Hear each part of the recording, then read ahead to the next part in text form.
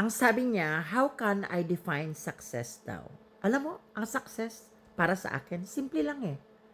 Yung mga bagay na hindi ko nagagawa nung walang-wala ako at nagawa ko na ngayon na mayroon na ako, that is already a success for me. Yun bang prioridad ko yung family ko? Na gusto kong ibigay yung mga bagay na gusto kong maranasan ng nanay ko at ng family ko na naranasan nila ngayon?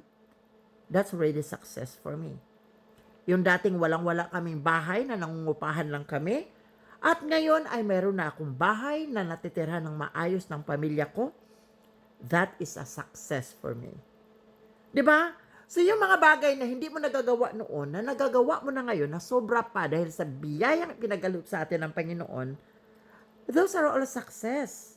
'Di ba? Kasi simple lang yun eh. 'Di ba?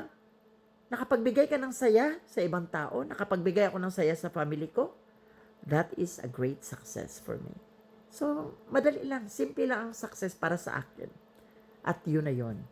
Ang happiness ng family ko is the great success para sa akin. Yun lang.